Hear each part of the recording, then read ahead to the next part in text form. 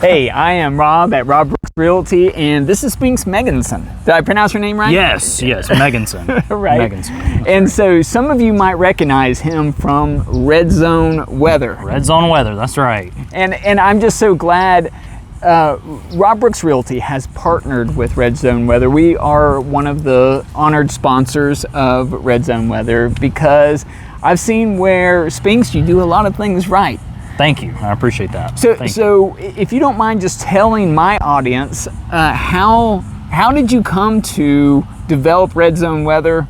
How did that story begin? Yeah, so when I was a kid, and when I say kid, I'm talking 25 years ago at this point. Some of you may remember Hurricane Opal. That shows how old I am. That happened in 1995. Yeah. And I went through that storm as a kid. I was about 5 years old at that point. Yeah. And it really has been a lifelong passion after that storm to be able to learn everything I can about weather. I went to the University of Alabama, worked in television for a bit at WVUA 23 in the Birmingham market. Yeah. Took a break from television because I do think there's more to life than your dreams, and I worked in youth ministry for a bit. It was awesome. Right. And learned a lot. I so appreciate how you say that. More to life than your dreams. Oh yeah. And went into youth ministry. That implies that there is God's desire. And maybe God's desire is more important than our dreams sometimes. Yes, absolutely. Sometimes they coincide, and in fact, in the end, there should be a lot of correlation there and running side by side. But great, I just wanted to stop and it was struck how you said that. Okay, continue with your story. I'm sorry for interrupting. No, that's quite all right. Yeah. So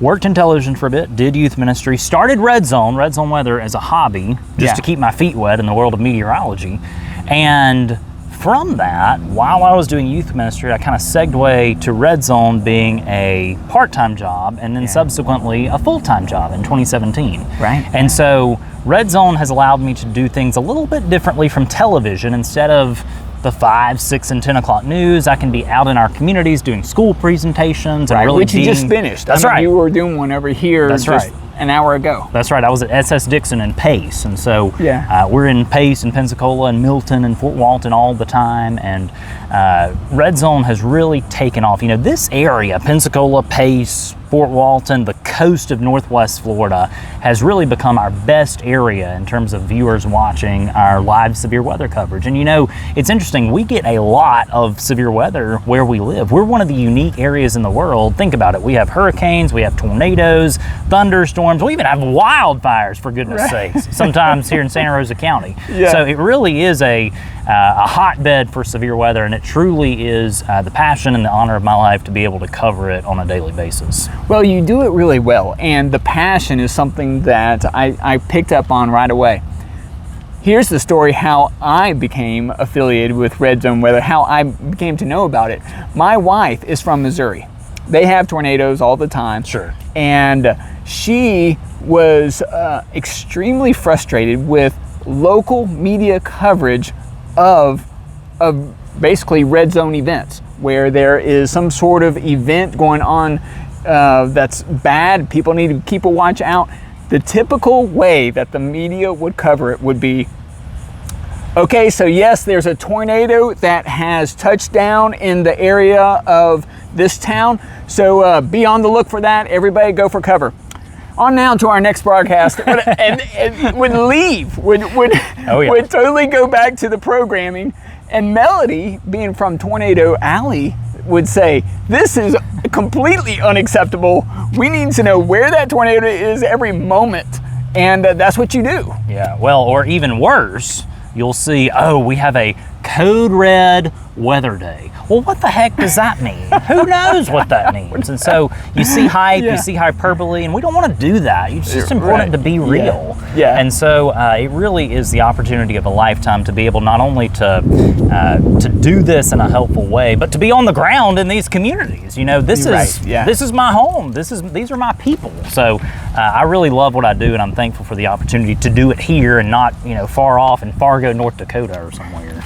And for those of you from Fargo, North Dakota, no problem with your weather. We still love you. You can still be our friend, but we love our climate here, to be honest. So what Spinks does, for you who have never seen, he stays live every time there is a red zone that is put out by the Weather Service. A tornado warning. Yeah, tornado warning, flood, right? Well, anytime there's a tornado warning, the red zone, which is where the name came from. Right, yeah. We are live, you're right, and we stay live until that threat is over.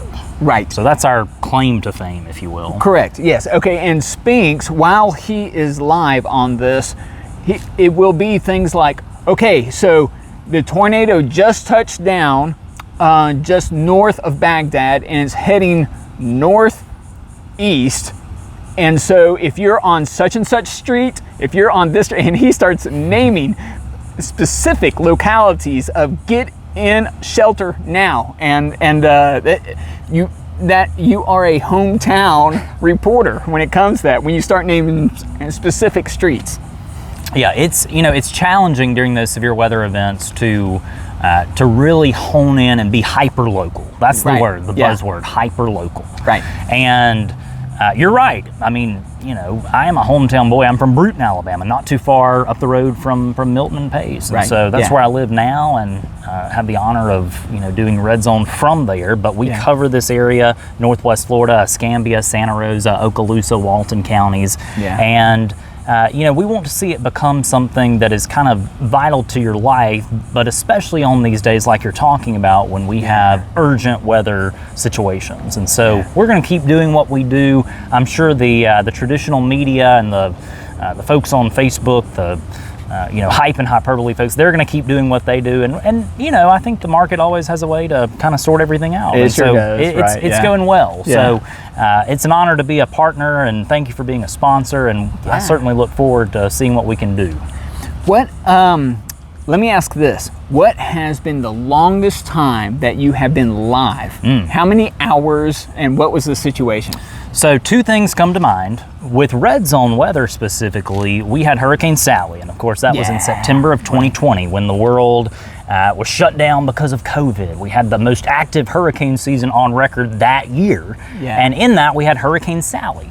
And Sally was a really challenging storm because it was, just a few miles offshore, and it basically sat there and just caused havoc in terms of 30 inches of rain down in Orange Beach. We had heavy rain, we had wind, we had tornadoes, and that event was by far the most challenging because for 5 days straight, we're essentially covering that storm nonstop.